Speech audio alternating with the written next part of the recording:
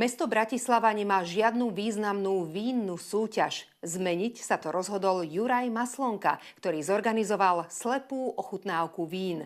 Prvý ročník tohto podujatia sa uskutočnil v Ružinove. Cieľom slepej ochutnávky vín bolo nájsť si tak povediac práve to svoje. Pri počte viac ako 100 druhov vín zo 45 svetových vinných oblastí si bolo z čoho vyberať. Jednotlivé druhy a odrody boli zahalené a označené len kódom, takže pri výbere rozhodovala výlučne chuť vína. Pre normálnych ľudí je nezaujímavé počuť, že či to víno má párkrát 90 alebo z vína Bojnica zlatú medailu. Ja delím vína na 3 skupiny. Prudkopitné a pitné. Tá tretia skupina ma nezaujíma. No a prudkopitné je to, ktoré si rád kúpim. Pitné je také bežné. No a toto by si mali ľudia nájsť na takýchto podujatiach. Som vinár, takže ma to baví, takže je to také pre mňa srdcovka, by som povedal. Prečítal som kde na internete, že tu máte takúto akciu a prišiel som sa na to pozrieť, aké vína tu máte a tak. A skutočne tie vína sú na dobrej úrovni. Bola som na telocviku a propagovali, že takáto akcia bude. Som dosť stará na to, aby som raz v živote mohla skúsiť, čo je to degustácia vína, takže som to skúsila.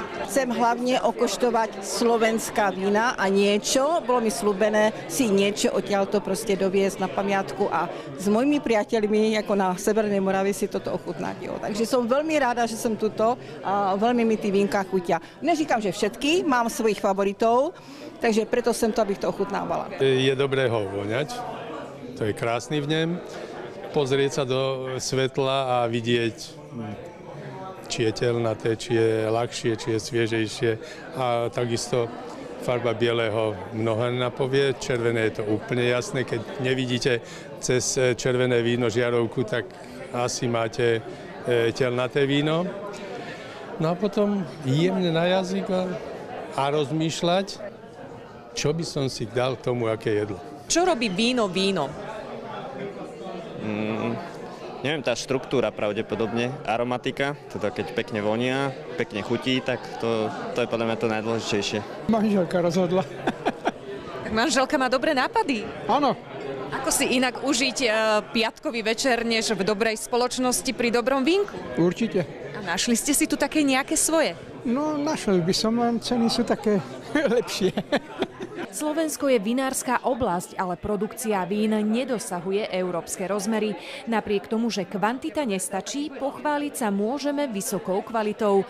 Našou dominantou sú odrody bieleho vína. Svet pije červené, 75% vypitého vína v svete je červeného. No ale na červené my tu máme málo slnka a budeme mať. Aj keď príde to teplo z juhu, to slnko je objektívne, to už nezávisí od teploty, lebo inak sa slnko po oblohe nebude hýbať a preto tie biele by boli zaujímavé, že sme najsevernejší.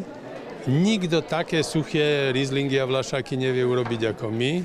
Určite za chvíľu ich budú Číňania robiť, lebo už vysadili, no ale kým nás dobehnú, tak ešte sme my top a to nám závidí Európa, lebo sú to excelentné vína. Pre TVR Veronika Vasilková.